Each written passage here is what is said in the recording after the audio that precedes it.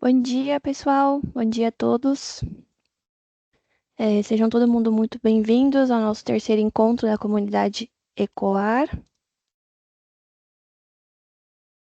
Vou compartilhar aqui rapidinho, apresentando as painelistas e um pouco sobre uma introdução sobre o tema. Vocês já estão vendo minha tela? Sim. Estamos sim. Bom, perfeito. Então, a ideia da comunidade Ecoar é um espaço virtual para a gente debater, difundir, engajar a aplicação da lógica do pensamento do ciclo de vida nos temas de sustentabilidade. Eu sou a Rebeca, faço parte aqui do time da Fundação Ecomais e eu irei guiá-los hoje na nossa conversa sobre a integração do pensamento de ciclo de vida na distribuição responsável com um time de especialistas. Então, a gente vai ter hoje aqui a Lorena Hitt, que é do Laboratório de Transporte de Cargas da Universidade Federal do Rio de Janeiro, a Rafa Delório, a Edith Negócio e a Gabriela, que é do nosso time aqui da BASF. Então, a Rafaela é consultora de negócios de compras, a Edith é gerente de logística na BASF e a Gabriela é analista de processos logísticos. Então, antes de passar a palavra para as nossas especialistas, para que ela nos apresente os conceitos e exemplos dentro da parte, né, de logística e distribuição, eu gostaria somente de fazer uma breve introdução em relação ao tema. Então, a etapa logística é um dos principais componentes nas cadeias de valor e ela tem um impacto significativo nas emissões de gases de efeito estufa. Então, estima-se que o setor de transporte seja responsável por cerca de 1/4 das emissões globais de CO2. Então, isso inclui também o transporte rodoviário, marítimo, ferroviário e aéreo. 91% da energia utilizada no transporte terrestre, marítimo e aéreo motorizado é proveniente do uso de combustíveis fósseis. Então, o transporte rodoviário, em particular, é o nosso maior emissor aí, gerando aproximadamente 72% das emissões globais, seguidos pelo transporte marítimo, com 3%, enquanto o transporte aéreo é responsável por 2% das emissões de CO2 globais. E além das emissões de CO2, né, a logística impacta o meio ambiente de outras formas. Então, nos problemas de saúde, provocando 3,2 milhões de mortes prematuras devido à poluição do ar, na geração de resíduos de embalagens, uso de energia nos armazéns e nos terminais de distribuição e também na degradação de ecossistemas causado pela construção de infraestrutura. Então, a ideia hoje é que a gente vai explorar como essas decisões em cada etapa da distribuição podem impactar todo o ciclo de vida de um produto ou de um serviço, desde a extração dos recursos naturais até o descarte. E o nosso objetivo aqui é discutir, então, maneiras de como promover práticas mais responsáveis e sustentáveis que considerem não apenas a eficiência econômica, mas também os impactos ambientais e sociais. Então, eu vou passar a palavra para Lorena, mas antes disso, fazer uma breve apresentação. Lorena, se você quiser já ir compartilhando sua tela. A Lorena é engenheira de petróleo pela Universidade Federal de Campina Grande, mestre e doutoranda em engenharia de transportes pela Universidade Federal do Rio de Janeiro e faz parte da equipe técnica do Programa de Logística Verde Brasil. Lorena, fica à vontade para fazer a sua apresentação. E aí, todo mundo desculpa. E aí, todo mundo que tiver perguntas durante a apresentação da Lorena, quiser ir mandando no chat, e no final a gente vai ter um momento de perguntas e respostas. Lorena, à vontade. Bom dia a todos. Todos conseguem ver a minha apresentação? Sim. Sim. Bom, eu me chamo Lorena, que nem a Rebeca falou. Estou no meu segundo ano de doutorado, por orientação do professor Márcio de Agosto, né, que foi quem me indicou para estar aqui hoje. E eu faço parte da equipe técnica do Programa de Logística Verde Brasil, que é um programa que tem sustentabilidade como valor, e onde a gente consegue ver os casos práticos, né, da aplicação da sustentabilidade no transporte e logística. Mas, voltando para a apresentação de hoje, o tema é de integração do pensamento de ciclo de vida na distribuição responsável. Só para a gente trazer uma contextualização, não sei se todo mundo já está acompanhando essa série de palestras desde o começo, mas para lembrar, né? O pensamento de ciclo de vida permite considerar os impactos ambientais, sociais e econômicos de um produto, serviço, processo ou tecnologia desde sua concepção até o seu descarte final. Sabendo disso, quando a gente fala da questão de transporte, logística e do mundo no geral, o que temos hoje em dia é, cada vez mais se fala sobre mudança climática e como a gente pode estar descarbonizando os setores da economia, certo? Dentro disso, a abordagem ESG vem surgindo, né, como uma ferramenta de análise para a aplicação dessas medidas, e além disso, a gente tem as boas práticas que auxiliam essa aplicação, né? Mas tá, como a gente encaixa isso com o transporte e a logística, né?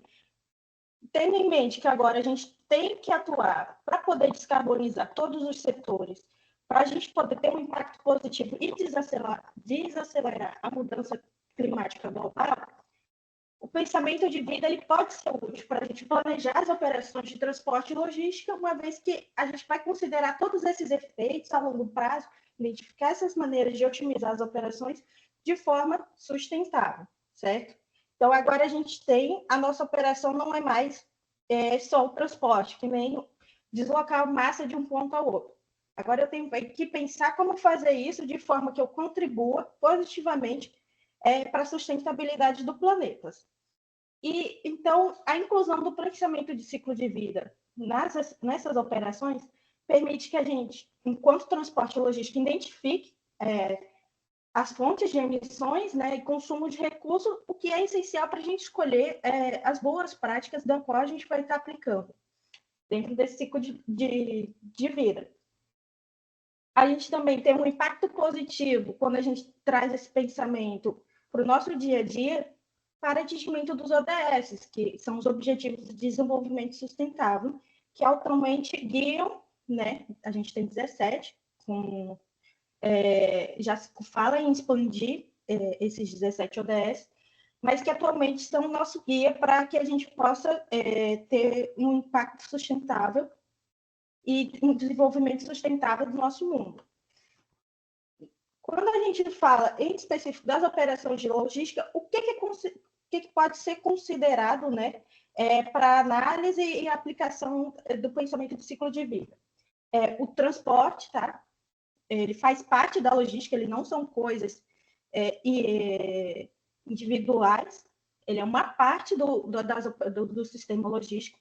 E também a gente pode ter um armazenamento, a distribuição de mercadorias, o uso de materiais de embalagem e até mesmo o processamento de pedidos. Então, são um conjunto de atores que a gente vai ter atuando ali dentro da logística que envolve um processo, toda uma cadeia produtiva, às vezes muito complicada, né? E para o transporte em si, falando somente desse setor, a gente tem a variação da fabricação dos veículos, a produção,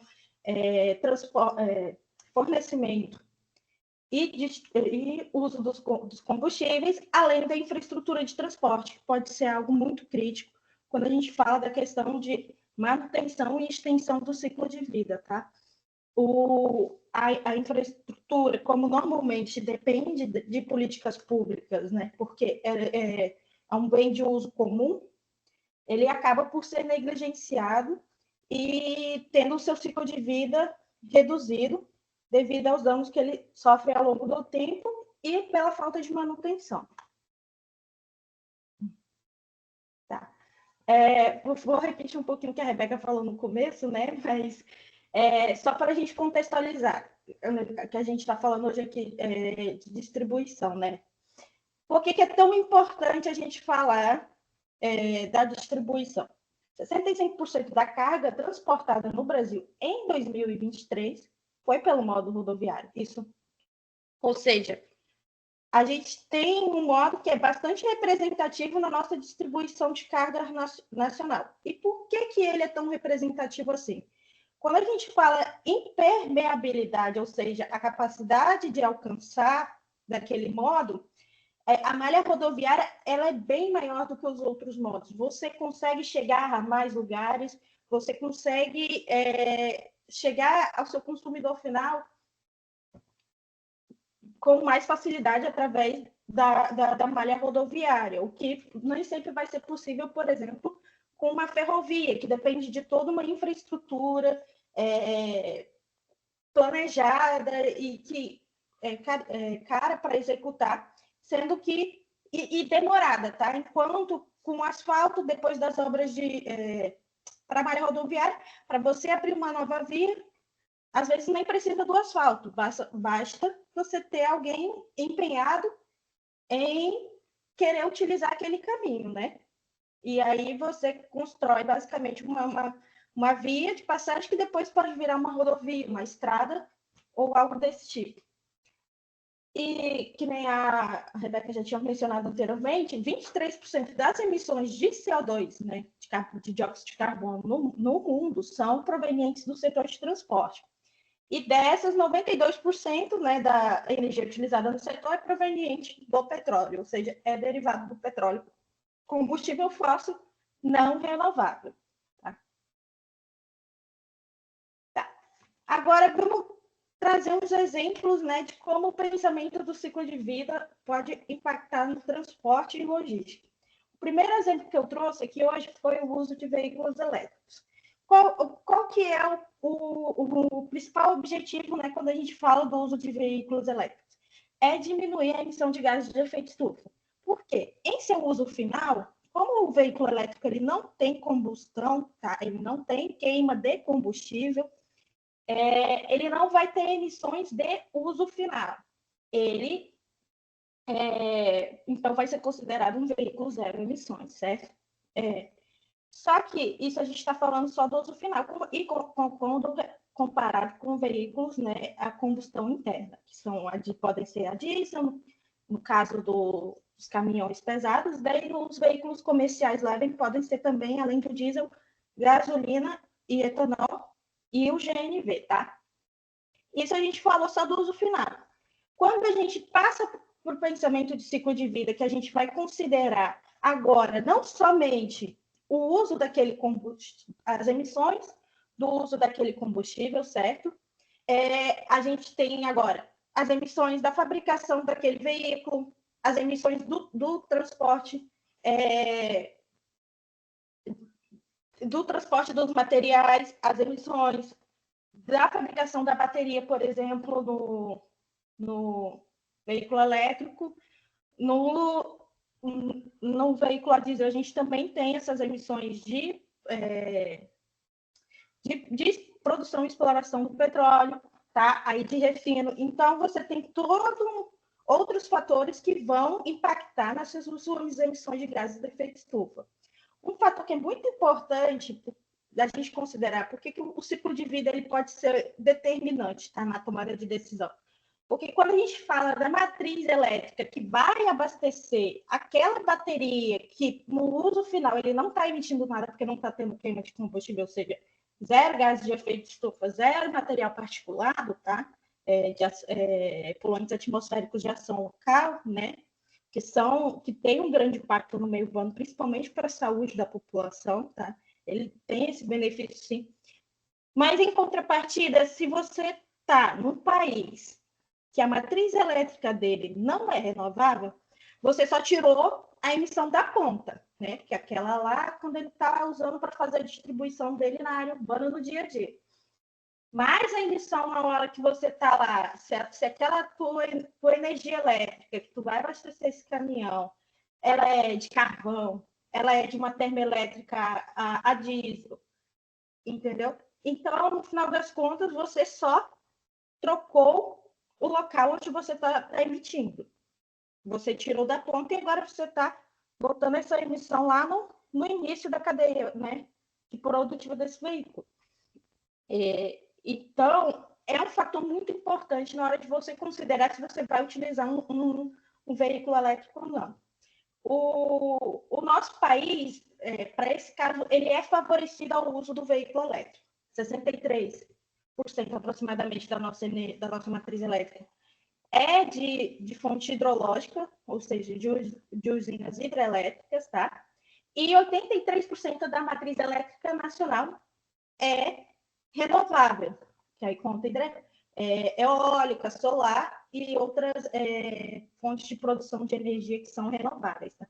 Então, a gente tem um cenário muito diferente do cenário internacional, onde 75% da matriz elétrica não, energética internacional, né, que aí conta também combustível, é não renovável e, se eu não me engano, 59% aproximadamente da matriz elétrica mundial é não renovável.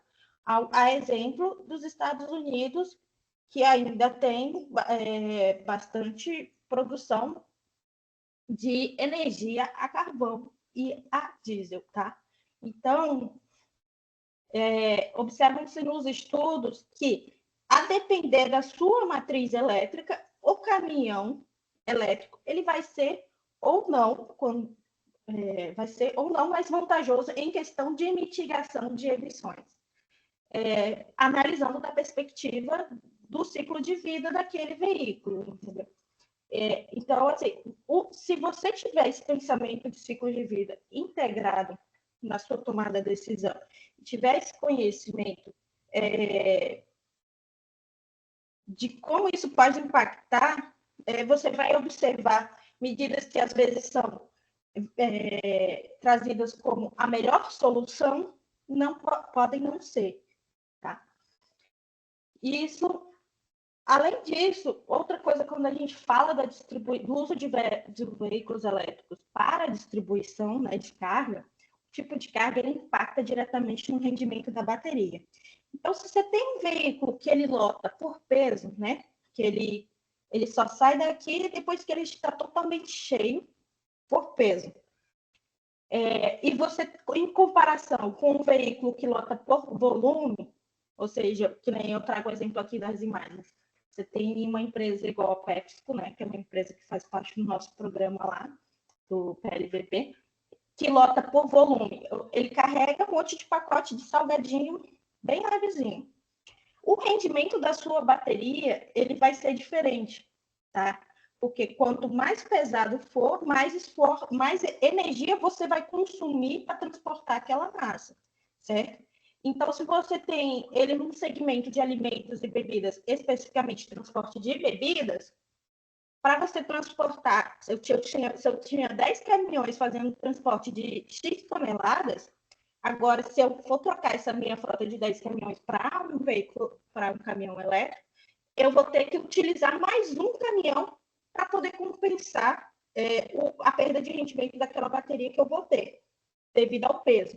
Agora, se você tem uma operação alimentos e bebidas, que o seu alimento é um alimento leve e que você vai encher o seu veículo por volume, por quantidade, até você não conseguir colocar mais, a sua bateria ela vai ter um rendimento esperado. Então, você, para 10 veículos que você for substituir, você vai precisar de 10 veículos. Então, você entender como é que funciona tudo isso vai te ajudar na tomada de decisão na hora de você aplicar uma boa prática, sem só pensar, eu tenho que aplicar porque eu tenho que cumprir uma meta. Tá? Porque cada veículo a mais que você coloca na rua para incompatibilidade da carga, tá?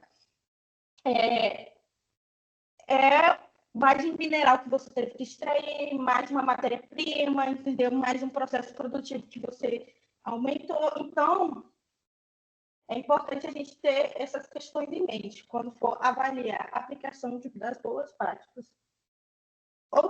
Outra boa prática que eu trouxe aqui, né, que é a gestão de pneus. Pode parecer um negócio simples. Por que eu estou falando de pneu? Quando a gente fala dos custos variáveis dentro da operação de transporte, um custo bem elevado que se tem é o uso de pneu, porque o pneu ele tem uma vida útil, certo? Ele tem essa vida útil, acabou essa vida útil dele, ele vai ser descartado. E ele tem um valor elevado. Quando a gente está falando de distribuição, pode até ser em veículos médios, né? E semileves, leves e tal, que são veículos com menos eixos, ou seja, eles necessitam de menos pneu. Mas quando a gente está falando de transporte de longa distância, você tem uma carreta de trem que utiliza com 6 eixos, ou seja, ela vai utilizar ali, está utilizando entre 14 pneus aproximadamente.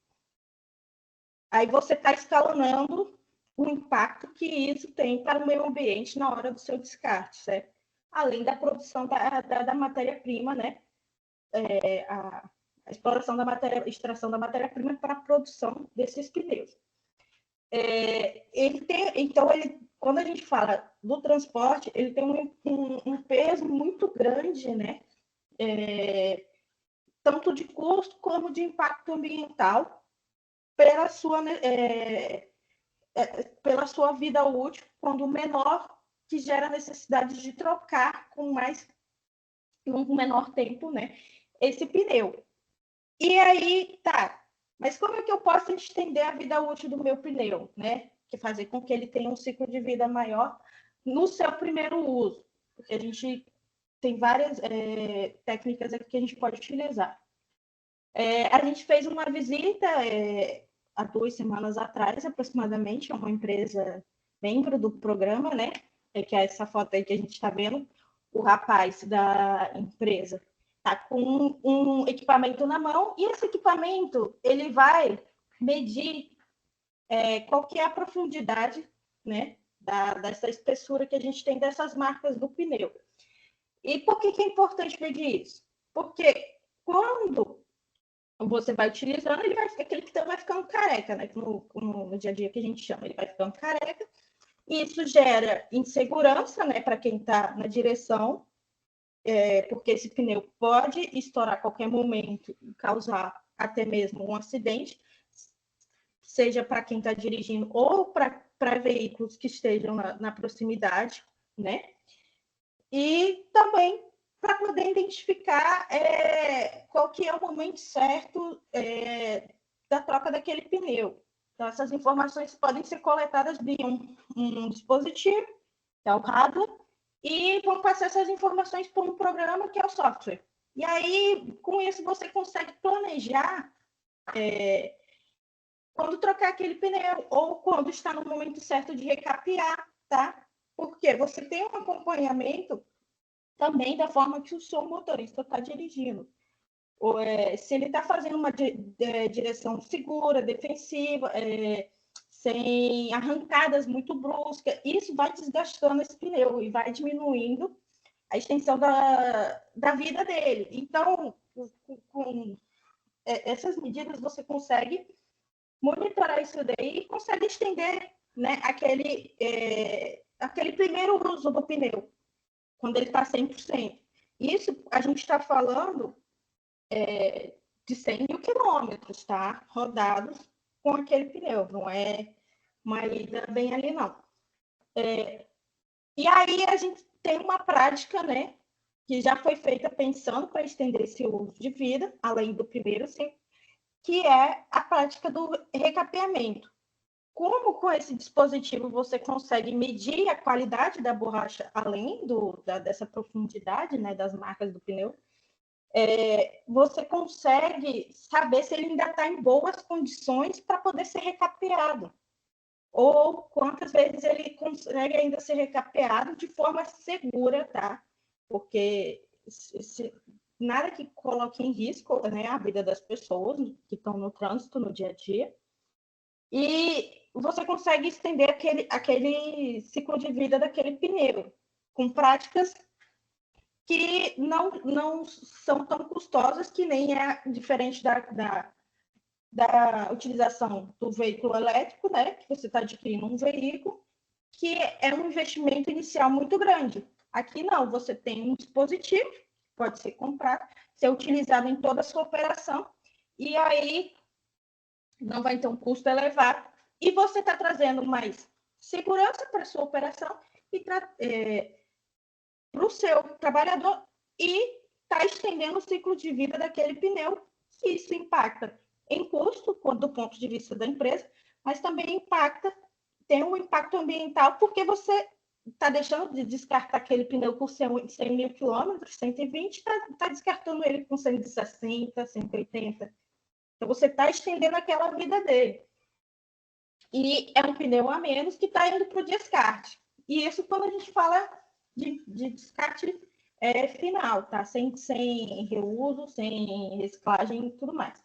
Mas a gente também tem a opção, né, no descarte final, após o atingimento do ciclo de vida, de fazer o reuso e aproveitar, né, esse pneu, ele pode ser triturado e ele vai ser utilizado em outros processos, ou seja, ele extinguiu a sua vida enquanto para o que ele foi projetado, que era ser um pneu, mas agora ele vai servir para outros processos, como coprocessamento, ou seja, em vez de você utilizar carvão ou óleo combustível, né, na queima lá numa indústria cimenteira, você vai utilizar essa borracha triturada para servir como combustível dessa indústria. Então, você está reutilizando, né, essa borracha triturada. Além disso, você pode incrementar ele em misturas asfálticas para você ter um asfalto mais borrachoso, o que aumenta o ciclo de vida do asfalto, você estende a vida útil dele, mas também diminui o ruído da pista. Isso, para quem está ali no meio urbano, pode ter um impacto positivo, porque você tem uma questão de ruído muito elevada pelo o trânsito de veículos normal.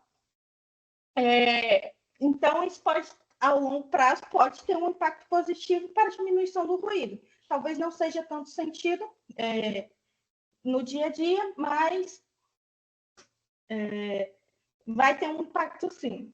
Então, Lorena, já só te avisar, temos só mais um minutinho, tá? Se você quiser ir para as conclusões. tem mais um slide. Só para a gente fechar aqui, isso foi só mais um exemplo, tá, gente? São boas práticas que podem variar das mais complicadas, como a aplicação no veículo, até aquelas mais que incluem no dia a dia, mas que vão impactar os usuários, quando eu digo aqueles que estão operando, né, as operações de transporte, como os motoristas, mas também a sociedade em geral, que está sendo impactada pela diminuição de gases de efeito estufa, pela diminuição de ruído, pela diminuição de resíduos sendo enviado para os aterros sanitários. Então, são práticas que beneficiam a todos, né? E só encerrando aqui, utilizar o pensamento de ciclo de vida em transporte e logística é uma maneira eficiente de entender os potenciais impactos ambientais, sociais e econômicos desses segmentos e tomar decisões mais sustentáveis através desse conhecimento, levando a melhoria na eficiência do processo e uma redução dos custos a longo prazo. E é isso aí, gente. Perfeito. Obrigada, Lorena, pela apresentação.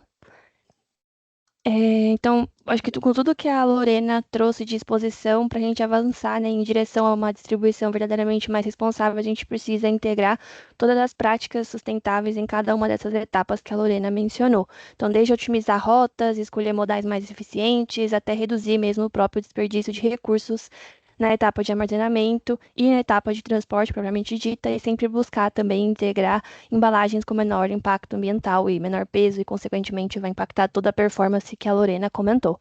Então, agora a gente vai ouvir a apresentação da Edith, da Rafaela e da Gabriela, que vai compartilhar um pouco as práticas reais, né, e tangíveis que a gente tem visto que são implementadas com foco na sustentabilidade. Então, elas vão contar para a gente um pouco sobre as estratégias inovadoras que podem inspirar, né, aqui a todos a repensar como que a gente pode escolher cada vez mais conscientemente em cada uma das etapas do ciclo de vida. Então, a gente vai ter uma primeira apresentação da Edith e da Gabriela. A Edith é gerente de logística na BASF, graduada em engenharia de produção e pós-graduada em engenharia de processos, com ênfase em projetos industriais, atuando como embaixadora no programa Demarque Jaboatão Mais Ecoeficiente, com foco em projetos de sustentabilidade dentro da área específica de operações logísticas, nos segmentos de tintas decorativas e automotivas. E, em conjunto com a Gabriela, ela vai apresentar os projetos da área.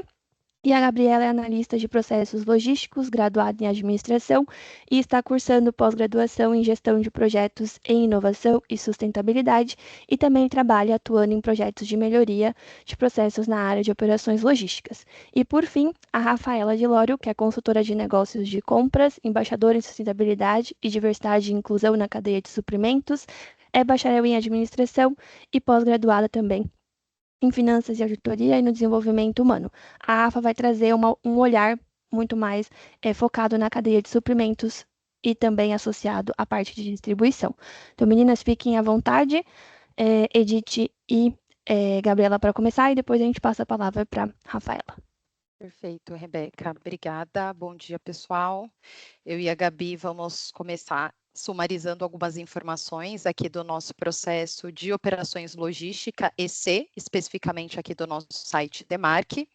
Então, aqui é só para vocês terem uma visão da nossa complexidade, da nossa operação dentro aqui do site. Então, essa é a nossa visão geral. Aqui dentro do site, nós temos fábricas produtivas, com foco em tintas decorativas e tintas automotivas também, produções de resinas, alguns subprocessos, e como vocês podem visualizar, nós temos uma grande quantidade, bem considerável, de locais dedicados para armazenagem, que são depósitos sob a nossa gestão de logística.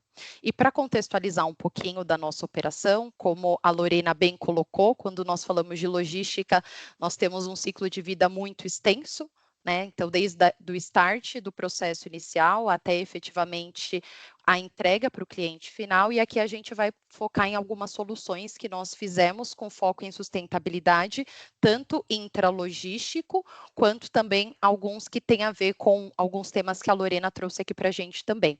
Então, só para mostrar para vocês a complexidade da nossa operação logística aqui dentro do site, nós temos uma subdivisão de inbound, que nós denominamos logística interna, onde é responsável pelo processo de recebimento e armazenagem de matéria-prima, embalagens e todos os insumos que são utilizados dentro aqui das nossas fábricas produtivas. Então, nós temos uma variedade e complexidade de SKUs de produtos muito grande, falando de matéria-prima, então quase 1.000 SKUs diferentes, mais de 300 SKUs relacionados a diferentes tipos de embalagens que nós manuseamos aqui internamente. A parte de material técnico também, de tudo que é utilizado aqui dentro do site, é sob a nossa gestão. Um tema muito importante que vai ter a ver com algo que nós iremos apresentar mais à frente, a nossa gestão de pallets. Então, toda a nossa operação logística, ela é palletizada, tanto a armazenagem interna, quanto a distribuição para os nossos clientes. Então, tudo é alocado em pallets. A quantidade de veículos, falando agora de externa, de outbound, processo de entrega, expedição para o cliente final, nós temos um volume aqui bem considerável, mais de 100 veículos por dia, que nós realizamos o processo de carregamento e distribuição para os nossos clientes, tanto nacional quanto também exportação, como a Lorena bem colocou algumas questões. Quando nós falamos de litragem, nós temos um volume de expedição de mais de 1 milhão de litros de tinta por dia expedidos aqui no site, então é um volume bem considerável e, como vocês podem ver, é bem complexo. Em termos de SKUs de produto acabado, são mais de 3.000 SKUs que nós manipulamos, armazenamos e direcionamos para os nossos clientes finais. E a ideia aqui seria nós trazemos 5 projetos com foco em sustentabilidade que foram desenvolvidos aqui dentro da logística. O primeiro deles, nós falamos com muito orgulho, que foi a troca de toda a nossa frota de equipamentos e veículos industriais que eram utilizados aqui dentro do nosso site para toda a viabilidade intralogística.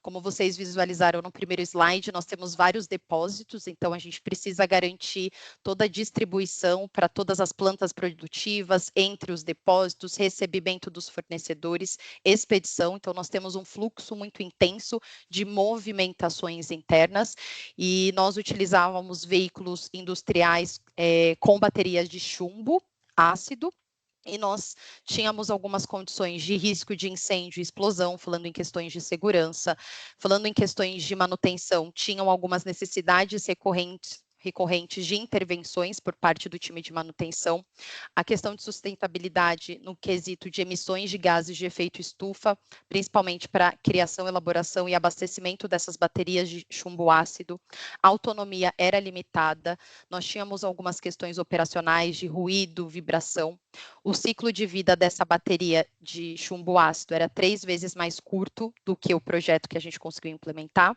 o custo de reabastecimento e algumas questões de ergonomia também que nós tínhamos dentro da operação. E com esse projeto, nós realizamos a troca de toda a nossa frota dos equipamentos utilizados dentro do site para baterias de lítio, que elas duram 3 vezes mais do que as tradicionais baterias de chumbo ácido, tem um desempenho inalterado no ciclo de vida, quando nós falamos de bateria de lítio, tem a questão também de potência e desempenho, então alto desempenho para movimentação máxima e eficiência dentro da nossa operação. Elas conseguem garantir operações 24 horas por dia, 7 dias na semana, devido aos carregamentos por oportunidade, carregamentos rápidos que nós conseguimos viabilizar dentro da operação, e a longa vida útil da bateria, que a bateria de lítio tem essa característica. A questão de manutenção, que eu comentei com vocês, que era uma das dores que nós tínhamos quando utilizávamos baterias de chumbo. Hoje, a de lítio, elas são livres de manutenção e emissão de CO2, então isso elimina amplamente os custos e os cuidados e intervenções de manutenção para a gente conseguir manter esses equipamentos em operação. Então, nós não temos necessidade de reposição de água, de bateria, sem a necessidade de salas específicas ventiladas para carregamento de bateria, não tem emissão, odores de gases ou ácidos durante o processo de carregamento, enfim. E a longa vida que elas trazem, como eu comentei com vocês, pensando no ciclo de vida, além dos benefícios ergonômicos que nós tivemos. E falando do ciclo de bateria, dessas baterias, pensando no lado sustentável, então, como eu comentei anteriormente, a vida útil dessas baterias de lítio, elas são 3 vezes mais longas do que a bateria que nós utilizávamos anteriormente. Elas possuem maior vida útil, e quando nós falamos de ciclo de vida dessas baterias, a gente já utiliza um equipamento novo, é a primeira etapa do ciclo de vida dessa bateria. Depois, no segundo estágio, nós temos um processo de retrabalhar essa bateria para aumentar o atendimento e vida útil delas, para que a gente consiga utilizar em equipamentos utilizados também, então aumenta esse ciclo.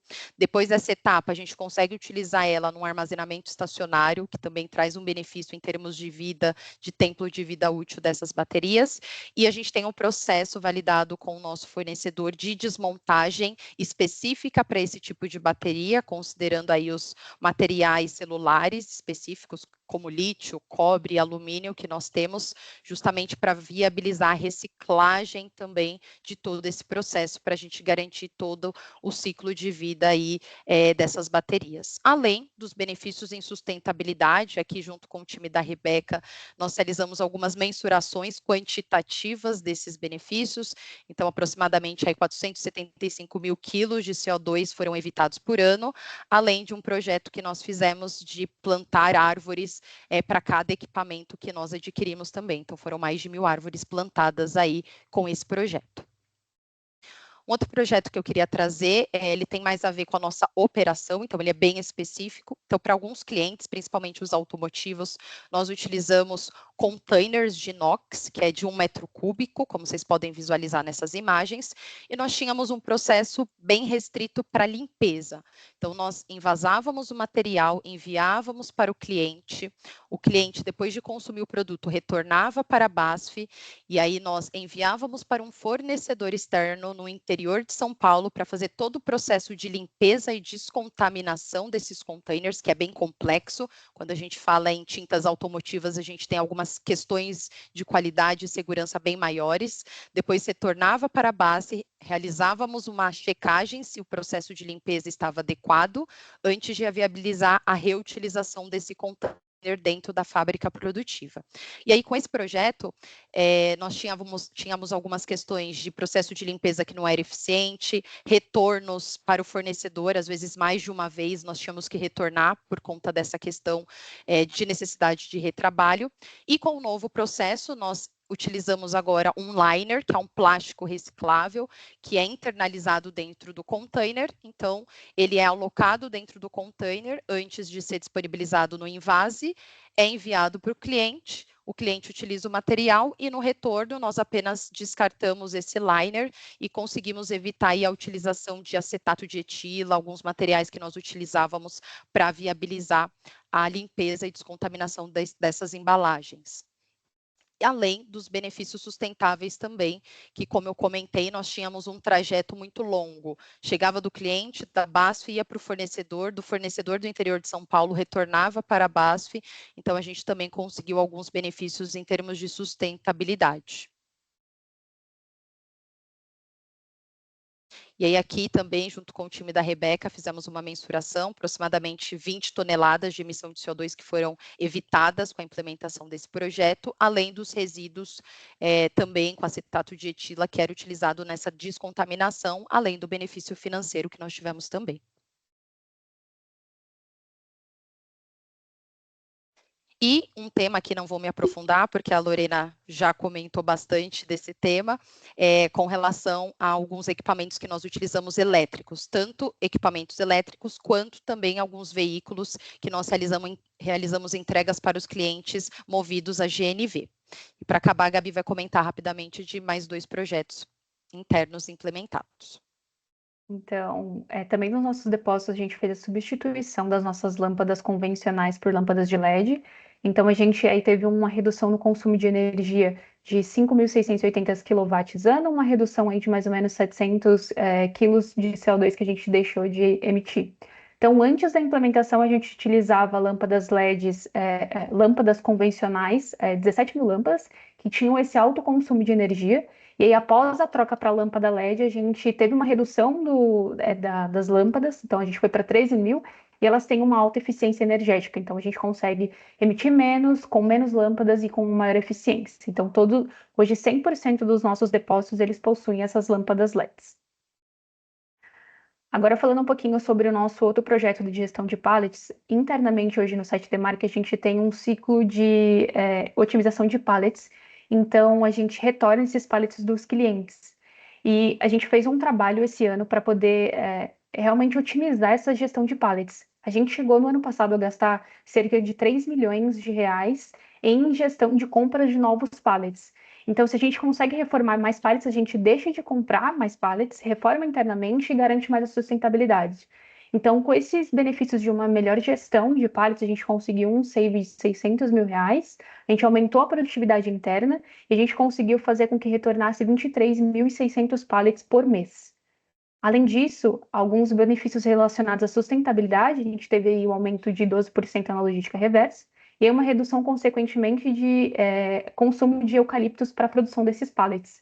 Quando a gente fala de redução de CO2, a gente chegou a ter quase 2.000 quilos de CO2 lançados, que é equivalente aí a 14 árvores ou 43 hambúrgueres, para ficar um pouco mais tangível para a gente entender.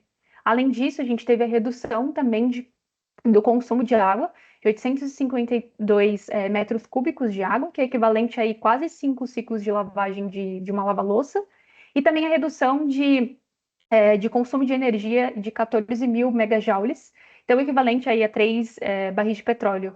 Esse comparativo a gente fez entre julho de 23 e julho de 24 e a gente conseguiu perceber aí que a gente teve um ganho muito grande em quesito de sustentabilidade. Bom, pessoal, esses eram os projetos que a gente trouxe relacionados à logística. Espero que vocês tenham gostado. Tem alguma dúvida, algum questionamento? O pessoal aí colocando no chat, a gente tem algumas perguntas. A gente deixa a Rafa fazer o fechamento dela rapidinho e aí a gente já entra nas perguntas do pessoal que a gente já recebeu algumas. Perfeito, vamos lá, deixa eu compartilhar minha tela. Vocês já estão vendo minha tela, pessoal? Sim. Não, beleza.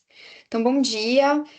Como a Rebeca comentou, eu sou a Rafa, eu trabalho na equipe de governança de compras dentro da BASF e fico responsável por uma parte que é de sustentabilidade, também diversidade e inclusão com fornecedores.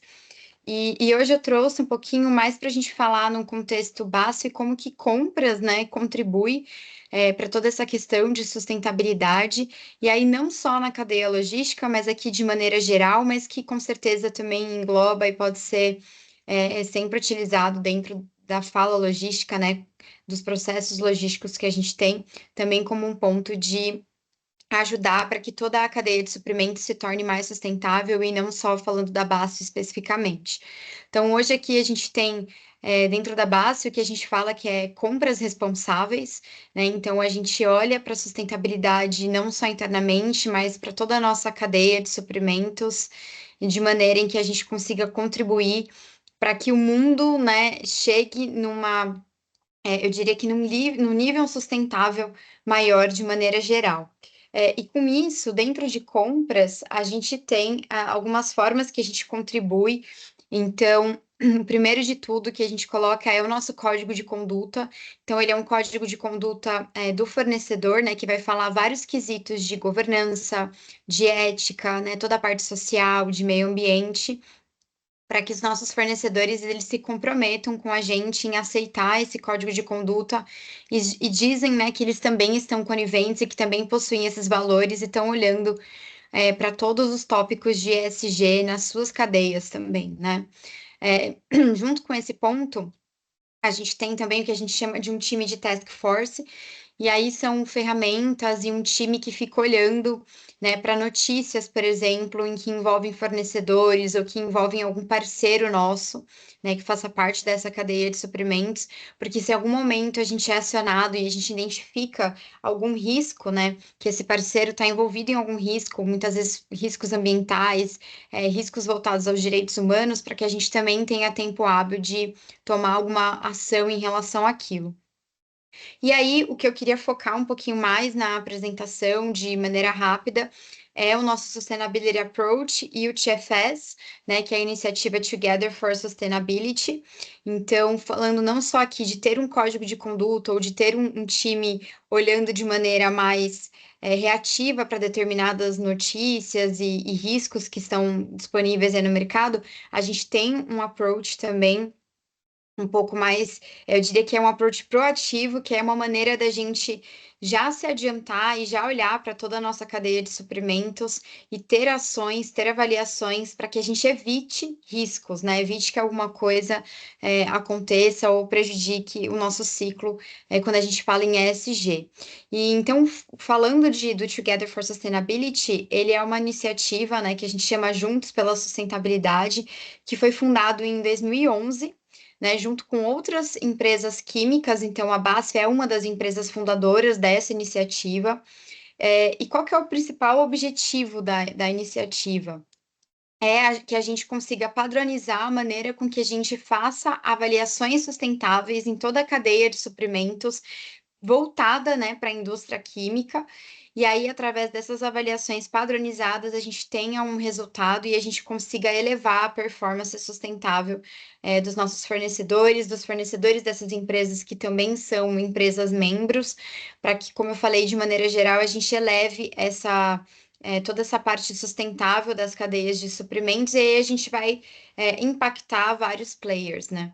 E como que isso se envolve também quando a gente fala de logística? Aqui eu estou olhando mais para fornecedores, né? Então, a gente usa esse processo para avaliar tanto fornecedores de matérias-primas, quanto fornecedores, por exemplo, de indiretos, que é toda a nossa parte de equipamento, de material técnico, supplies, ou seja, tudo aquilo que não está tão diretamente envolvido na produção, e também a parte logística, né? Então, como que a gente avalia os nossos fornecedores logísticos, por exemplo, também num termo de olhando para a sustentabilidade, para garantir que eles não estão de maneira danosa, por exemplo, prejudicando o meio ambiente, ou que eles também têm políticas, também estão olhando para termos sustentáveis mais voltado para a cadeia logística de maneira geral. E aí, com a iniciativa, né, então a gente tem o Sustainability Approach, que eu comentei, que é onde a gente faz uma avaliação padronizada dos nossos fornecedores, e aí essa avaliação, ela pode ser tanto por meio de um assessment, que a gente fala, que é um questionário que é preenchido e vários documentos são analisados, como também uma auditoria, que aí é uma empresa em loco, indo até aquele fornecedor e avaliando toda a sua produção. Quando a gente fala de logística, a gente foca mais nos assessments, então são questionários que esses fornecedores respondem para a gente e vários documentos que eles precisam enviar para que também sejam analisados e a gente consiga dar uma nota, né, em relação ao ESG comparado, inclusive, com outras empresas. Então, dentro desse approach, a gente faz essa avaliação. A partir dessa avaliação, o fornecedor ele recebe uma nota e, através dessa nota, ele tem diversas ações corretivas que ele precisa fazer, né? Ele recebe esse guia e aí, através disso, ele vai cumprindo e vai fechando as ações corretivas e melhorando a sua performance sustentável, de maneira geral. E aí, como eu comentei, então, a gente padroniza essas avaliações de sustentáveis de acordo com o tipo de serviço que aquela empresa ou o tipo de material que aquela empresa oferta. Então, claramente, vai ser diferente o tipo de avaliação que uma empresa de matérias-primas recebe e de uma avaliação que uma empresa logística recebe, porque aquilo vai ser padronizado e também vai ser muito específico de acordo com o serviço ou o tipo de produção que é ofertado, para que a gente tenha uma avaliação mais voltada, né, para aquilo e que a gente consiga ser muito mais assertivo naquilo que a gente está avaliando dentro do ramo daquela empresa. E aí essas avaliações, elas são feitas olhando muito, né, para a responsabilidade social corporativa. Então, a gente olha para toda uma parte de governança, a gente olha para a cadeia sustentável. Então, a gente vai avaliar o fornecedor do fornecedor, né, como se fosse o nosso Tier 2 e Tier 3. Então, como que o fornecedor está olhando para isso? Aqui a gente vai olhar também para toda a parte de ética social, boas práticas do trabalho, direitos humanos e também a parte ambiental, né? Então, dentro desses assessments, a gente tem uma empresa que é chamada de EcoVadis, que é uma empresa contratada pelos membros da iniciativa TFS, que é uma empresa especialista nessas avaliações e que faz toda essa avaliação para a gente, para ter uma melhoria de resultado de maneira geral. E dentro disso, a gente tem também, como eu comentei, as auditorias. Eu não vou me aprofundar nas auditorias, porque normalmente a auditoria a gente faz mais para fornecedores de matérias-primas, mas de maneira geral, tanto na auditoria quanto nesses assessments que eu comentei, toda uma parte de gestão, meio ambiente, saúde e segurança, direitos humanos, todas as boas práticas trabalhistas e governança são analisadas, né? E aí, de acordo com a nota daquele fornecedor, a BASF vai ditar quando ele precisa ser avaliado novamente, né, através daquela nota que ele teve, das ações corretivas que ele precisa fazer para a gente ir trabalhando como parceiros mesmo dos nossos fornecedores e ajudando com que eles também melhorem a sua nota sustentável, e isso se enquadra muito também para a questão logística. Então, hoje a gente tem diversos fornecedores logísticos que são avaliados e que a gente vai trabalhando junto com eles dentro dessas ações corretivas, tá? E aí, para finalizar, né, então só dando um contexto para que vocês conheçam também a iniciativa e saberem também que ela pode ajudar muito num contexto geral para toda a nossa cadeia de suprimentos, desde o início, quando a gente está falando de materiais, até o final, quando a gente está falando da entrega de um produto.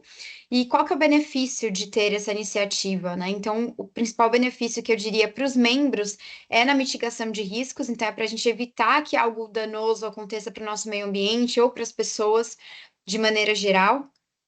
E para os fornecedores é muito interessante porque eles acabam recebendo um relatório, né, também de gerenciamento de risco, que vai comparar toda a análise que ele tem, ou seja, toda a performance que ele tem em relação ao mercado, para ele saber como que ele está posicionado. Esse relatório ele é compartilhado com todos os membros, então isso evita que um fornecedor ele precisa ser avaliado diversas vezes diferentes, né, por várias empresas, que cada hora chega uma avaliação. Então, isso padroniza, uma vez que ele é avaliado, isso é compartilhado com todo mundo. E aí esses membros também conseguem ver isso, gera novos negócios, porque a gente está sempre procurando fornecedores que já têm uma avaliação, que são comprometidos com o tema, né? Então isso acaba ajudando muito em gerar novos negócios, inclusive para o fornecedor, tendo esse compartilhamento e aumentando toda essa parte do engajamento e gerenciamento de risco também. E aqui nesse slide final eu deixei inclusive um QR Code para quem tiver interesse de conhecer um pouquinho mais da iniciativa. Tem o contato aqui da pessoa global que gerencia, né, a gerente geral que gerencia o TFS. Então, quem tiver interesse de conhecer um pouquinho mais, né, hoje ele está muito focado nas indústrias químicas como membros, né, mas eu acho que é interessante todo mundo pesquisar. A gente tem dentro do TFS o que a gente chama de TFS Academy, que é uma plataforma com diversos cursos de sustentabilidade. Então, isso também é muito interessante, que as pessoas podem acessar, né, os membros e também os fornecedores dos membros, para que vão conhecendo um pouco mais, né, sobre esse assunto. Tem coisas bem interessantes. Então, eu recomendo quem tiver interesse olhar no QR Code, conhecer um pouquinho mais da iniciativa, e se for uma indústria química também quiser saber mais sobre isso, como funciona, como poder ser um membro, também a gente está super disponível, e eu deixei aqui o contato da Gabriela. E é isso, pessoal. Se alguém tiver alguma dúvida ou quiser depois trocar uma ideia, eu estou super disponível. Obrigada. Perfeito, obrigada, Rafa. Obrigada a todas que trouxeram, né, e expuseram as suas opiniões e os temas. A gente já teve algumas perguntas aqui.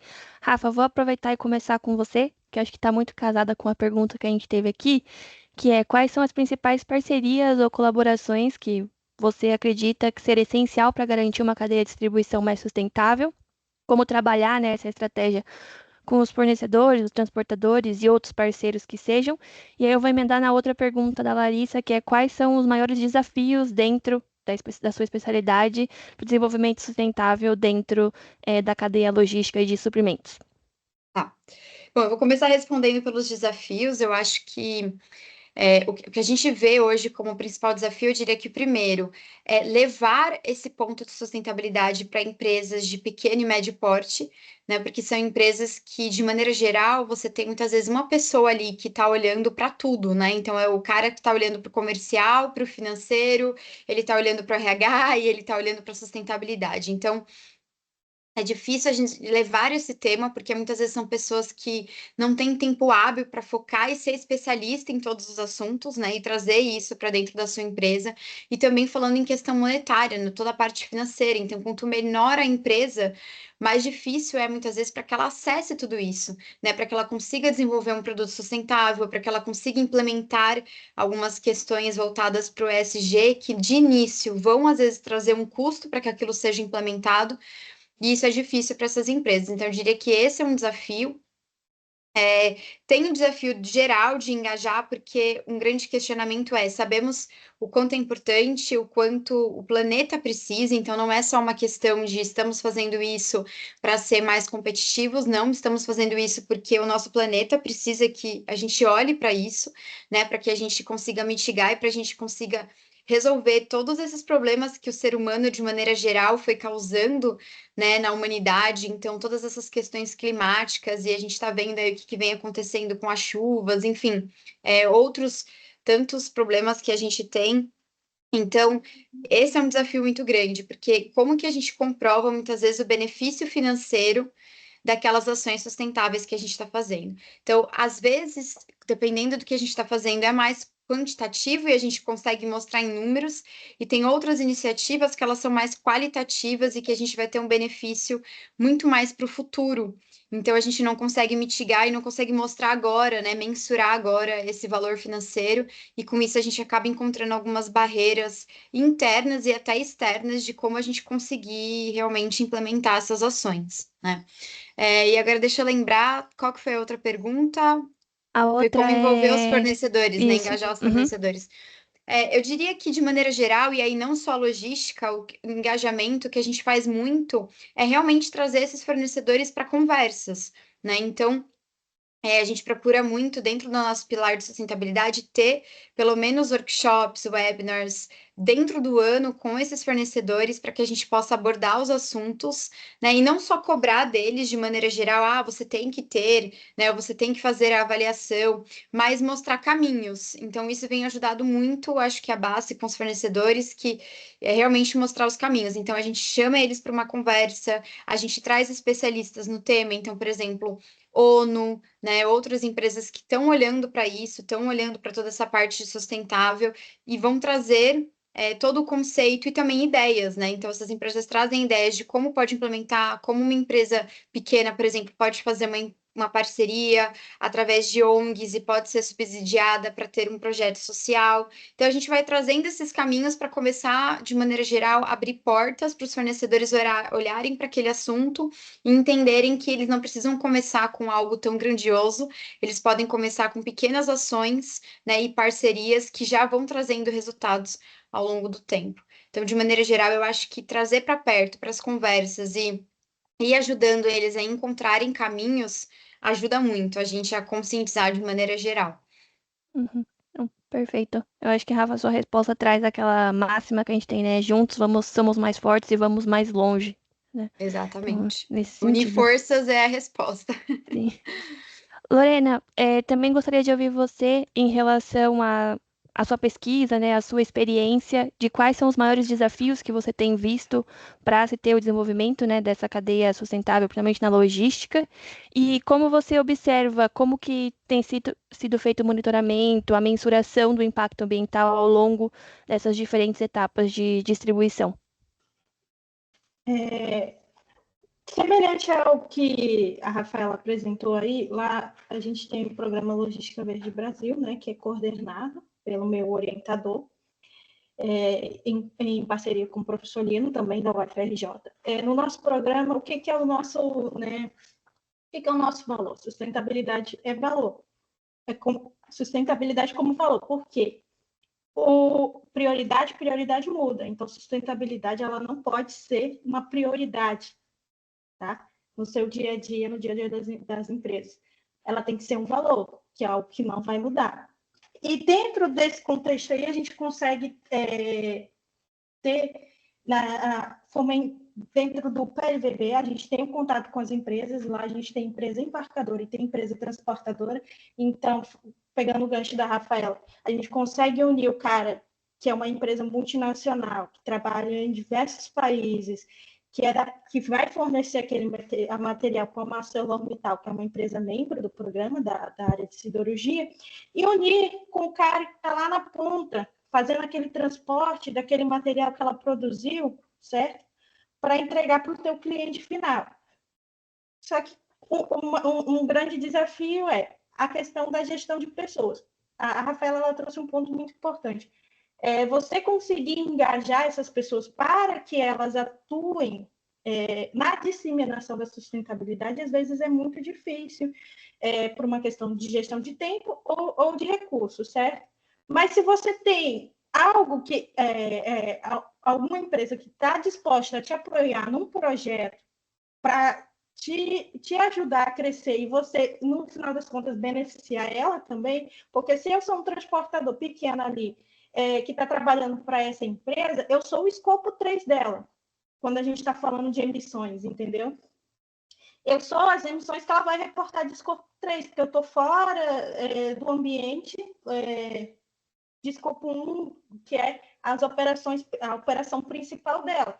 Se eu encontro uma indústria, por exemplo, que é a siderúrgica, que é intensiva na emissão de carbono, já aplico as melhores práticas, não tenho mais, basicamente, o que melhorar, a não ser com o avanço da tecnologia, certo? Que fica dependente disso, eu posso atuar lá no meu escopo 3, que é o meu transportador, que tem lá, sei lá, seus 20, 30, 40 caminhões para estar gerenciando, mas ele pode fazer algo simples, que nem é o exemplo que eu trouxe do pneu, que ele comprou um equipamento que vai estar ali no dia a dia dele, aquele equipamento vai servir para analisar toda a frota dele, ele pode ainda mais pensar no social, ter uma pessoa específica para fazer isso, o motorista não precisa ser o responsável, ele pode fornecer um ambiente adequado para aquele motorista descansar enquanto aquele veículo está em manutenção, que vai melhorar o desempenho dele, certo? Porque ele vai ser um motorista engajado, que ele vai entender que ele é valorizado pelo trabalho dele. E, no final das contas, você tem um ganho lá na sustentabilidade, porque você está tendo um profissional satisfeito que vai te trazer ganhos em questão de emissões e tudo mais, porque ele vai dirigir conforme as diretrizes que estão ali empenhadas. Então, na cadeia produtiva, no geral, a maior dificuldade e o maior esforço tem que ser engajar as pessoas, porque são elas que fazem esse movimento dentro das empresas. A gente já teve casos de empresa que saíram do programa porque a pessoa que estava representando ela saiu. E ela era a engajada em aplicar sustentabilidade dentro das operações daquela empresa. Então, se eu for falar, eu vou falar muita coisa aqui. Não, perfeito, Lorena. E acho que a sua primeira fala, que você fala que a sustentabilidade não deve ser uma prioridade na organização e sim um valor, eu acho que é umas aspas extremamente significativa que eu vou levar para a vida, e tenho várias pessoas mandando mensagens aqui no chat e na comunidade, mencionando que são aspas fortes e extremamente necessárias. Então, obrigada. E aí, para finalizar, as perguntas para a Edith e para a Gabriela. Aí vejam como vocês gostariam de se dividir, Edith e Gabi. Mas a primeira pergunta é: quais são os maiores desafios que vocês encontraram ao tentar integrar, né, o pensamento do ciclo de vida nas operações e distribuições de vocês? E como vocês superaram, né, esses desafios? E as outras duas perguntas são específicas em relação ao projeto, das empilhadeiras, né, da troca das empilhadeiras, e o outro em relação ao pallet. O Maurício perguntou se vocês pensaram em pallets retornáveis, né? E a Elaine perguntou no grupo da comunidade, e o Eric trouxe para cá para ajudar a gente, que é como se deu o plantio de mudas com a empresa fornecedora, se é uma iniciativa da fabricante ou foi vocês que propuseram essa iniciativa.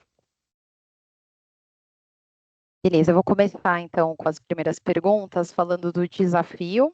Quando a gente fala em adaptar o nosso processo para alguns quesitos com foco em sustentabilidade, é bem desafiador para a nossa operação, né? Então, hoje, cada vez mais a gente vem trazendo soluções de sustentabilidade. Quando nós falamos de logística, além da forma que nós realizamos as movimentações internas, a metodologia, as diferentes tipos de embalagens que nós estamos observando, e nós temos embalagens de papel, embalagens plásticas, embalagens com plástico PCR reciclável. Então, temos inúmeros projetos com foco em sustentabilidade. Nosso maior desafio é adaptar nossa operação com essas novas demandas e complexidades, porque ajustes operacionais para viabilizar essa operação precisam acontecer. Então, eu diria que o maior desafio é engajar a equipe, desafiar todos para a gente pensar de uma forma diferente, né? Então, nós estávamos acostumados a 100% das embalagens serem metálicas, então a gente vem com apelo também de diferentes tipos de embalagem. Então, como adaptar com base nos processos e operações que nós temos aqui para atender o cliente final e cada vez mais trazer soluções sustentáveis. Então, eu diria que esse seria um dos maiores desafios que nós temos aqui, falando de operações. Do primeiro projeto da Jung, que eu vi a pergunta aqui, isso foi acordado junto com o fornecedor dos equipamentos elétricos. Então, toda essa questão de apelo sustentável também foi um dos pilares muito importantes na nossa definição de qual fornecedor nós seguiríamos com o projeto, e esse foi um diferencial que veio do próprio fornecedor, da própria Jung Heinrich, em trazer essa solução também para que a cada equipamento adquirido no projeto fosse plantado 20 árvores. Então, foi uma parceria em conjunto com eles. E a parte do pallets, eu deixo para a Gabi comentar um pouquinho. Então, com relação aos nossos pallets retornáveis, a gente tem um modelo, que é o pallet vermelho, que é esse que eu apresentei da gestão que a gente faz para eles retornarem dos clientes. A gente tem outros tipos de pallets que atendem, como os de CP1, que são mais específicos, mas eles são one-way. Isso pela complexidade que a gente teria para trazer eles de volta. Então, a gente acabou optando por ser só envio e não retorno. Então, a gente tem um pallet específico nosso, que é o vermelho, ele sim faz essa logística reversa, então ele volta para a gente reforma internamente. Então, a gente tem esse ciclo de logística. Perfeito. Bom, obrigada, Gabriela, Edith, Lorena e Rafaela, pelas perguntas. A gente gostaria de ficar aqui conversando cada vez mais com vocês, mas o nosso tempo é curto. Vou partir para a parte do encerramento, mas com algumas mensagenzinhas finais que a gente tem aqui. Me avisem quando estiverem vendo. Já estamos vendo. Perfeito. Então, é importante falar para vocês que a gente está chegando no final do nosso terceiro encontro de uma série de 4 encontros da comunidade Ecoar. Então, eu acredito que todos nós aqui estamos saindo com uma visão um pouco mais clara e inspiradora de como a gente consegue integrar o pensamento do ciclo de vida e transformar a etapa de distribuição em um processo mais responsável e sustentável. Então, hoje a gente teve a oportunidade de ouvir exemplos práticos, estratégias inovadoras e de desafios que estão sendo enfrentados no caminho para uma logística mais consciente. Então, fica evidente que se a gente considerar cada etapa do ciclo de vida de um produto, desde a produção, transporte, armazenamento, até a sua distribuição final, essa cadeia complexa que a Gabriela, a Rafa, a Edith e a Lorena mencionou, a gente pode encontrar muitas oportunidades de reduzir, né, os diferentes impactos ambientais e gerar valor, não só para as empresas, mas para toda a sociedade e o planeta. Então, a responsabilidade, ela está nas nossas mãos. Então, a gente, ao aplicarmos essas práticas e continuarmos a colaborar entre a gente pode criar uma cadeia de distribuição mais eficiente, circular e alinhada, né, com os princípios da sustentabilidade. Então, eu gostaria de agradecer aqui a todos os nossos convidados que trouxeram informações valiosas e contribuições extremamente significativas. E a todos que nos acompanharam hoje, demonstrando, né, o compromisso com essa cadeia tão significativa que é a etapa de logística e de transporte e, principalmente, a sustentabilidade. Então, aqui eu deixo com vocês o QR Code. A Isa também vai mandar no chat a pesquisa de satisfação, que é importante a gente ouvir de vocês e entender como é que a gente pode seguir em frente, né, integrando o pensamento de ciclo de vida na tomada de decisões e trabalhando, né, em conjunto para construir, né, um futuro aí mais sustentável. Então, eu deixo aqui meu muito obrigado e falar que a próxima data do nosso próximo encontro já está definido. Então, por favor, façam um save the date. Vai ser dia 10 de dezembro. Vai ser um encontro presencial para a gente fechar os encontros da comunidade Ecoar. Ele vai ser realizado no nono, na Basfe Morumbi. Então, sintam-se muito convidados para participar com a gente desse encontro presencial. E aí, aqui eu deixo o meu muito obrigado e até a próxima conversa que teremos.